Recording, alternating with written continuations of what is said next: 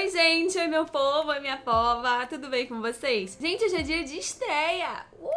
Hoje é dia de estreia do quadro Pessoas Incríveis. Eu não tive a oportunidade de explicar muito bem pra vocês esse quadro, porque no primeiro vídeo do canal, quando eu expliquei, né, o que vocês iam ver de conteúdo aqui, eu esqueci de gravar o áudio justo nessa parte. Então, esse é um quadro de entrevistas de pessoas anônimas na mídia, famosos na mídia. Não importa muito, esse é um quadro pra eu trazer aqui histórias inspiradoras. O objetivo é trazer histórias que te inspirem, que agreguem na sua vida, que você possa tirar alguma coisa, trazer pessoas aqui maravilhosas, pessoas incríveis. E é isso.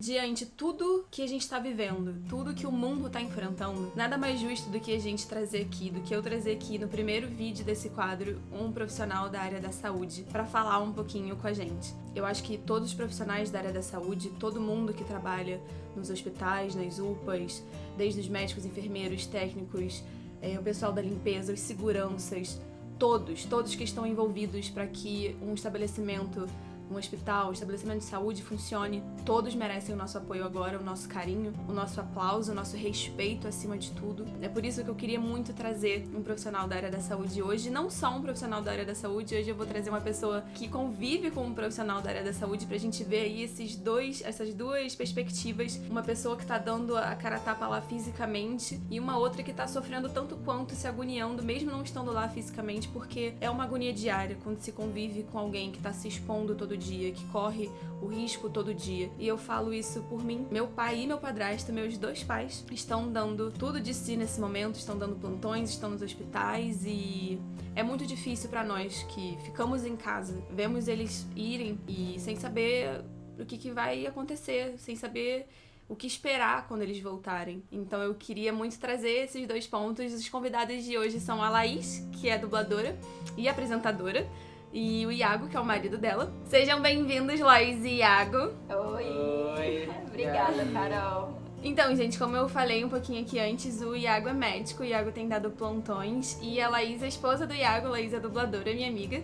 E os dois vão falar um pouquinho hoje, o Iago sobre a realidade dele como profissional na área da saúde e a Laís como esposa dele, está vivendo ali todo dia. Gente, tem umas perguntinhas pra vocês. Iago, como é que ficou a sua rotina de trabalho depois da pandemia? Cara, então, foi meio que progressivo, assim, não é do nada, você chegou lá e já tava diferente, foi mudando aos poucos. A gente começou ouvindo muito, né, achando que, vai chegar, não vai ser tranquilo, vamos passar... Pior é o sarampo e a dengue, que a gente já conhece e tal, mas não foi bem assim. Aí a gente foi percebendo que os pacientes estavam chegando com queixas do Covid, né, e aí a gente foi mudando, foi criando um consultório específico para atender com Covid, um médico, aí depois foram 2, aí depois foram 3, e aí depois onde atendia pacientes em geral virou só Covid e um consultório só ficou para atender outras comorbidades, outras queixas que não eram queixas de Covid, que são resfriado, falta de ar, essas coisas que acontecem quando a paciente está infectada. Então foi meio que progressivo, assim, durou mais ou menos, sei lá, acho que em 15 dias já tava tudo diferente. E os casos que vocês têm visto diariamente, eles condizem com o que a gente tem visto na TV ou tá diferente, tá a mesma coisa? Como é que tá? Não, condiz muito, assim, com o que a gente tem ouvido. Os pacientes estão realmente graves, estão morrendo, infelizmente, estão sendo entubados. Mas claro que também tem o paciente. A gente teve Covid, né? Então a gente ficou... Eu tenho 27 anos, a Laís também. Então a gente teve um Covid ali meio brando.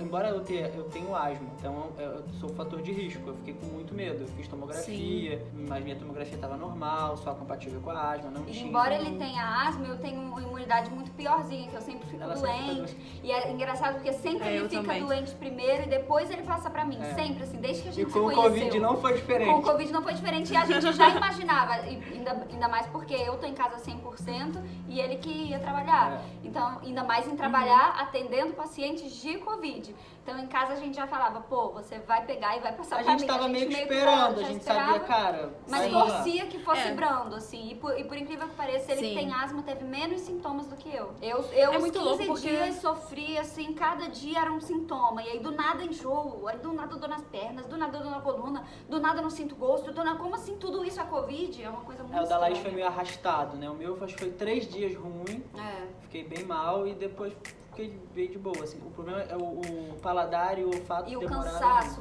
uma prostração, assim. Mas ainda sobre muito aquela louco, sua né? última pergunta, Carol, que ele falou se condiz e tal, por tudo que ele me fala, eu ainda acho que é pior o que tá acontecendo do que realmente o que se coloca, porque muita gente que ele atende, inclusive, que tem sintomas leves, a ordem até do hospital, né, até porque lá não é um hospital, é um pronto atendimento, que é assim, pacientes mais de emergência, a ordem assim é, se é paciente leve, vai pra casa, fica em casa, se trata em casa e muitas vezes nem faz exame, né, porque não tem teste. Lá é um hospital subnotificado. Lá é um hospital particular, mas é como se fosse uma UPA. Assim, ninguém fica internado ali. Não é pra ninguém ficar ali, passar dias e ser tratado ali. A pessoa é acolhida ali e ali ela vai, se precisar, pra hospitais que o plano atende pra ficar internado. E é o que vocês andam fazendo que é o que muito. a gente faz. O paciente Só que leva na ambulância. chegou no momento, no último pico, porque tá tudo assim, né? Daqui a pouco vai ter outro pico de novo. Mas no primeiro grande, um bom tempo.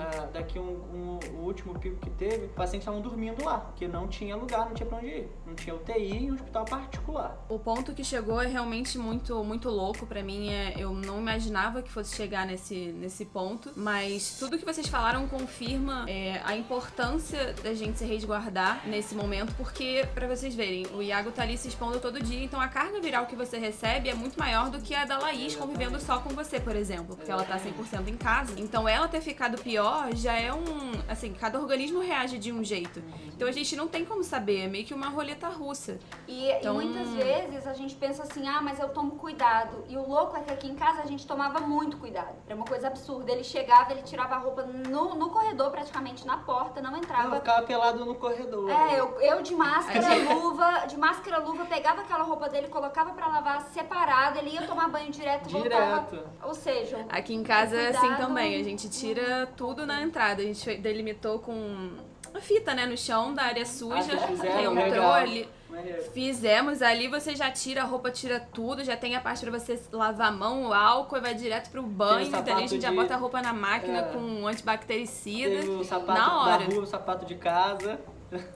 Isso. E ainda assim, com a gente não deu muita proteção, porque realmente é isso, ele tá em contato, o uso da EPI até demorou, né? Antes vocês atendiam só de máscara. A gente atendia com uma máscara, foi uma semana a gente atendendo com máscara, aí depois a gente começou a atender com face shield, que é aquele plástico grosso que a gente usa atrás da máscara, o face shield, o gorro, as luvas, e o capote, que é aquela proteção do corpo todo. Também foi tudo uma adaptação, né? Porque foi, pra gente também, sabia o que a gente não estava acostumado a atender, ficar 12 horas com aquilo, gente. Começa a doer, você começa a espirrar, a máscara incomoda, dá calor, aqui dá dor de cabeça, ficar com esse negócio aqui, eu já chegava tomando dipirona, porque dava muita dor de cabeça, você ficar preso aqui. Tá. É horrível, é horrível. Nossa, eu só de ir no mercado, só da máscara normal da minha orelha aqui, eu já chego em casa em, sei lá, meia hora de mercado já chego com dor de cabeça. Então eu não consigo imaginar vocês. E vontade de ir ao banheiro. Às vezes eu falo, gente, eu vou ao banheiro toda hora, eu não conseguiria. Ele fala, eu quero ir ao banheiro, mas tô aqui segurando. Caramba, porque você tem que jogar fora e Exatamente. E assim, é pouco, né? Embora seja hospital particular, falta também hospital particular. Então não é pra todo mundo que dá. Você tem que tentar, você pega no começo do plantão e o objetivo é você ficar. Só que você tem que tirar pra comer e você tem que tirar pra ir no banheiro. E você tá dando plantão quantas vezes na semana? Então, depende.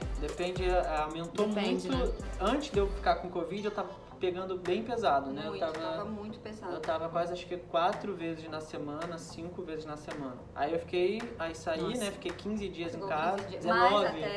19 dias. E agora eu tô mais tranquilo, assim. Eu tô só 3. Até por medo também de ficar indo muito. Porque eu falei, caraca, fiquei muito exposto e tal. A gente não sabe se pode pegar de novo, se eu sou imune. Não tem noção ainda se cria imunidade. GG positivo é imunidade, GM. Exatamente, GGM. pra dizer que se eu já tenho imunidade suficiente para isso. A gente ainda não fez o teste porque tem que pagar um pouco caro, a gente meio que deixou para lá isso, mas mesmo se tiver, será que eu sou imune ao outro? Porque o vírus vai mutando, né, sempre. Cada indivíduo é diferente. Sim, com certeza. Então a gente não sabe, ninguém sabe. Laís, como é que você tem lidado, assim, com as suas emoções nesse momento, com toda essa angústia de ver ele passando por isso, dele se arriscando? Como é que você tem lidado com isso em casa? Então, a gente tava bem preocupado antes disso tudo e tomando muito cuidado. E aí ele chegava com as notícias e às vezes ele me contava e ele já tava superado, sabe? Daquilo que aconteceu. E ele me contava e eu ficava assim, mas como assim? Você não tá arrasado? Caramba, contava umas coisas assim, tipo, um equipamento de um respirador quebrou e aí eles tiveram que fazer manual. E aí quando faz manual pra meio que ressuscitar a pessoa, a saliva cuspia, assim, pulava a saliva. Tem muito aerosol. O objetivo é você entubar pra ele ficar ali entubado quietinho e não emitir o aerosol. Que é o que tem o vírus. Então, quando você quer entubar, quando não consegue entubar, porque às vezes o paciente é obeso ou tem uma traqueia um pouco diferente, você não consegue, às vezes não é tão fácil entubar. E aí você faz a manual, que é com ambu, você vai ambuzando o paciente, só que isso libera muito aerosol, ou seja, fica cheio de vírus na sala inteira. E aí todo mundo, ele contando isso, que aí todo mundo estava fazendo manual e aí não deu certo, a pessoa morreu e ele contando. Aí ele, nossa, foi horrível, todo mundo lá se sentindo sujo, porque aquele negócio. Aí aquilo ficou na minha cabeça, ó, eu já fico toda estranha. E aí ele vai contando, cada dia uma coisa, não sei o que, uma pessoa que não deu pra levar e morreu. Paciente jovem que morreu.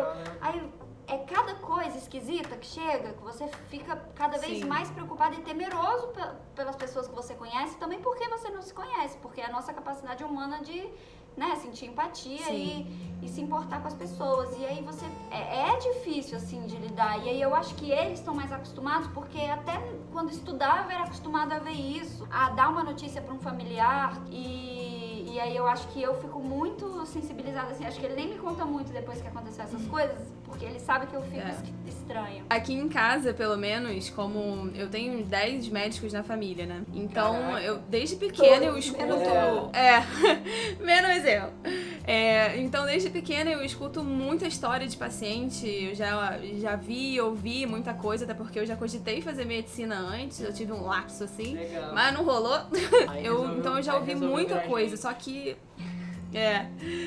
esse é um momento que a gente tá lidando com o desconhecido. Então toda vez que eu vejo meu pai, meu padrasto, minha prima, tia sair, eu sinto como, sei lá, meu coração fica uma ervilha.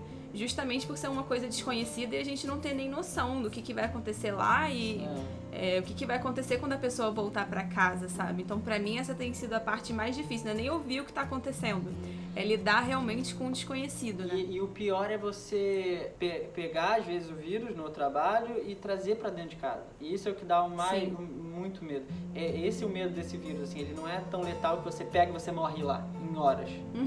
Não, ele é muito transmissível. Então você pode trazer pra dentro de casa, ficar alguns dias aqui, e aí esse é o maior medo assim, que eu tinha e que eu tentava falar pros pacientes. Às vezes o paciente não tem nada, mas a gente fica muito histérico, ansioso, vê muita coisa, conversa com o vizinho é horrível. Porque eu falei com o meu vizinho que não sei o que eu espirrei ontem e eu acho que eu tô com Covid. Cara, calma, não é. E mesmo se tiver, muita gente pode estar, mas nesse momento a escolha é, se você tá com poucos sintomas, fique em casa. Sim, é isso. E é um momento difícil pra gente não entrar em pânico geral também, porque além do Covid, as outras doenças continuam. Então, um dia desse, eu sou uma pessoa que tem muito problema de garganta, por exemplo. Eu já operei, tive que tirar a amígdala de urgência. Outro dia eu acordei sentindo a garganta, falei, meu Deus, eu estou contaminada, não posso sair mais do meu quarto. Mas não era nada disso. Eu tô vendo muita gente entrando em pânico também, e isso acaba dificultando um pouco. E o que, Iago, vocês têm encontrado de maior dificuldade no dia a dia? Cara, assim, graças a Deus eu trabalho no hospital particular, então essa escolha de, do paciente muito grave, você tem que escolher quem você vai manter no respirador, né, entubado, não tivemos ainda, graças a Deus. Mas já teve Mas um já caso teve que você de me falou manter- de trocar, né? Tipo, uma De pessoa... trocar o monitor. Tinham poucos monitores, porque assim, durante esse processo foi encomendado alguns respiradores, conseguiram colocar lá alguns respiradores, mas trocar o monitor, por exemplo, só tinha alguns monitores, aí vamos ver quem vai ficar monitorizado. Monitorizado é com pressão e tudo ali, frequência cardíaca que fica aparecendo, aqueles que a gente vê nos filmes. E aí manter alguns, porque tinham 16 pessoas, lá é um hospital muito pequeno, não é um hospital, né? É um pronto atendimento. Então, É um pronto atendimento. não tem um leito. O lugar de pediatria, emergência de pediatria virou de Covid, porque graças a Deus não tem crianças, os pais não tem muito menos atendimento de criança, então eles colocaram o espaço que era da pediatria para paciente com Covid. Então tinham 16 pacientes lá internados, né? Porque nem era para ficar internado lá. Então não tinha monitor. Então esse foi o pior problema. Mas assim, eu acho que o mais grave é... Mais grave não, né? Graças a Deus não é tão grave, mas assim, o que a gente tem mais desgaste é nos pacientes que chegam lá, porque eu passei mal ontem, uma dor de cabeça, eu tô com Covid, quero fazer o teste. Não tem teste. Mas como assim? Que também é um hospital particular, então a galera... É difícil. Né? Porque realmente, você pagar um plano de saúde, você chegar no lugar e falar, frustrante, me dá um eu sei. teste, tipo... Mesmo sem sintomas muito graves, eu acho que deveria ser um direito, assim, de, poxa, eu posso fazer esse teste, mas infelizmente a frustrante. gente não eu tem entendo. no nosso Eu me país. coloco no lugar do paciente que chega lá e eu entendo. Você tá em casa, você paga aqueles reais absurdos, trabalha, se esforça pra caramba. Porque pra ter mesmo se não segurança. pagasse, o sistema público também deveria, Também teria, né? Tipo, Mas assim, como também você paga, deveria. você se sente no direito de ter aquilo. Mas enfim... Até Mais porque um dia. tem muita gente assintomática, então a gente sabe que tem muita gente E a gente- sintomática e a gente vive naquela Ah, sim. agonia. Pô, será que eu sou assintomática? Eu convivo com alguém que é grupo de risco. Exatamente. Então, eu entendo muitas pessoas que querem e vão atrás, porque realmente é uma situação de muita coisa desconhecida, a gente não sabe como lidar, não tem como saber quem vai ser sintomático, quem não vai, não tem Meu como, por avô exemplo, eu é não sei se eu já sintomático. peguei, se eu já tive, não tive. Ele é assintomático. Ela ficou com Covid, ficou muito mal, ela tem 75 anos, você imagina então como a gente ficou preocupada. ela conta chorando, assim, Vai ficar tipo... arrasada. Ela falava que hoje é o dia que eu vou morrer. E aí chora. E ela contando, né? Porque ela também foi muito forte e não contava pras pessoas o que ela tava sentindo pra não preocupar ninguém. Ela minimizava É. pra gente, a gente já sabia do diagnóstico, porque o teste a gente recebeu por e-mail o teste, não falou pra ela que Falou. deu positivo. Com medo dela somatizar, mas ela já Ela já muito tava mal. somatizando e tava minimizando pra gente. É. Então, E aí ficou um escondendo pro outro, mas aí depois que ela melhorou, ela falava, gente, eu achava todo dia que eu ia morrer, que eu não ia mais aguentar. E você vê uma senhora que é toda cheia de vida, não é uma senhora assim que não pratica atividade, que não se Não, cuida. minha avó tá na praia ela todo é dia. super incrível, você vê assim que ela é super jovem. E Sapato mesmo dessa largura. nunca andou sem salto na vida. É. E mesmo nesses casos, o quanto ela sofreu e aí ela ter passado, ela conta assim com uma emoção que é muito... E o meu avô, né, o marido dela, também que tem 60, acho que ele tem 67, nem 65, nem... Ele ficou ótimo. Ficou ótimo, teve nada. Teve a sinusite dele, que ele tem sempre, a dor de cabeça, escorrendo, mas não teve nada. E naquilo que você perguntou do desafio, eu acho que uma coisa que a gente pode falar em conjunto é que desde antes da gente sentir que estava com sintoma e que poderia estar contaminado, desde antes a gente já não estava encontrando a nossa família, já estava realmente confinada em casa, que ainda hoje é o nosso maior Sim. desafio, porque a gente sabe que agora que a gente melhorou, ele voltou para o hospital, ele continua tendo contato com esses vírus e que pode ficar por acaso numa Na roupa, roupa. numa coisa, e se a gente encontra, se a gente entra na casa dos nossos familiares, isso pode ser passado para eles, para alguém que possa não reagir bem. Sim. Então, o maior desafio, eu acho que pra gente, e pra quem tá fazendo isso também em casa, é o maior desafio. Você não tá com quem você gosta, né? Não tá com quem você ama. Isso tem sido... E ter argumento Esse é um dos também, maiores né? problemas pra mim, porque a minha família paterna, porque eu moro com a minha mãe e meu padrasto, né? E a minha família, parte de pai, é toda de Minas Gerais, do interior de Minas. E quando isso começou, fecharam as fronteiras lá, então eu não pude ir. E nesse meio tempo meu avô faleceu, não foi de Covid. Meu avô faleceu, mas estava essa loucura toda, então eu não podia ir, não podia estar com meu pai, que perdeu o pai dele, não podia estar com a minha avó, não podia...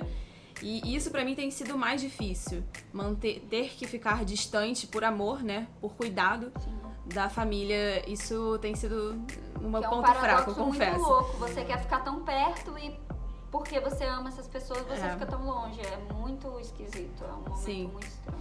E eu queria perguntar o que vocês sentem. Isso é uma pergunta válida pros dois. Você, Iago, o que você sente quando você vê alguém saindo de casa, se arriscando por opção? Porque a gente sabe que tem pessoas que estão saindo por questões de necessidade, sim, mas outras que estão saindo por opção, simplesmente porque querem sair. O que você, como médico, sente vendo isso, já que você tá ali arriscando a sua vida todo dia? E o que você, Laís, sente vendo isso, sabendo que tem uma pessoa que você ama se arriscando todo dia e tendo pessoas assim circulando? Tá de dar uns 2 tapas na cara, né? Primeiro da pessoa. Seja mais educado. Não, precisa sair. Você vai fazer. O que você vai estar fazendo? Primeiro tá tudo fechado. Vai pro mercado? Tá. Precisa ir todo mundo pro mercado? 5 pessoas da família no mercado. Precisa disso. Vai pra casa de quem? Vai fazer o que na casa de quem? Não pode, não vai. Pra quê? Aí a gente vai contando as histórias, até pra minha mãe, pra minha tia, minha irmã, ela é difícil pra elas também. Claro. Sempre é aniversário, não sei o quê. Todo mundo quer sair, a gente também. Quer ir pra casa de um, pra casa de outro. Vamos só chamar aqui a família desse, com a família desse. Mas a família desse sentou na cadeira do fulano, deixou ali um negocinho, o outro pegou. Enfim, entender, é um novo momento, ninguém nunca pensou em viver isso, ninguém sabe como é, ninguém tem uma cartilha, uma regra. Tá todo mundo passando por isso do mesmo momento, da mesma forma. Então a gente tá sentindo, claro que uns sentem mais, uns sentem menos, mas tá todo mundo no mesmo barco. Então é saber identificar, saber se poupar e prevenir o outro, né? Porque não sair de casa é você prevenir o teu vizinho, o teu porteiro. Pessoas saindo por necessidade, estão indo trabalhar porque precisam. A gente já tá mais de 2 meses parado, então eu sei que tem gente que não tem como ficar esse tempo. Ok, mas quando eu vejo alguém, eu tô indo ali na padaria pra bater papo com fulano, caraca, eu viro uma fera. Eu já tô num ponto que meu emocional já tá assim esgotado. Eu acho que é isso, gente. Mesma história que a gente já sabe. Fica em casa, sair só se for necessário. Se precisarem de alguma ajuda médica, falar alguma coisa pra não sobrecarregar o sistema de saúde, pode falar comigo. Se quiser, o meu contato está passando aqui embaixo da tela. Meu arroba, e aí manda direct, manda alguma coisa pra tirar dúvida, pra não sobrecarregar o sistema de saúde, ou algum médico conhecido. É sempre bom, porque a gente fala, às vezes resolve uma besteira, o cara tá com uma bobeira, mas só de ir lá no hospital, sair de casa, porque só o fato de você sair de casa pra ir pro hospital, você já quebrou a quarentena, já ferrou. Então o meu recado vamos tentar também se manter positivo, se manter bem, procurar os nossos amigos para mandar uma mensagem, ver como é que eles estão, nossa família tá sempre de olho também, mesmo que longe a gente se fazer presente e tentar procurar coisas também que nos distraiam. A gente também não ficar pensando só coisas ruins. Tá cheio de vídeo no YouTube de exercício, a gente todo dia bota numa coisa aqui na sala. Ao mesmo tempo também que é importante não ficar alienado, mas também tentar se distrair, deixar sua mente sã também pra ajudar o seu Jogar a dedanha. É isso. Obrigada, Carol. A gente faz uma rede de amor e vai ficar tudo bem. Gente, muito obrigada mesmo. E é isso, gente. Espero que vocês tenham gostado. Um beijo. Tchau.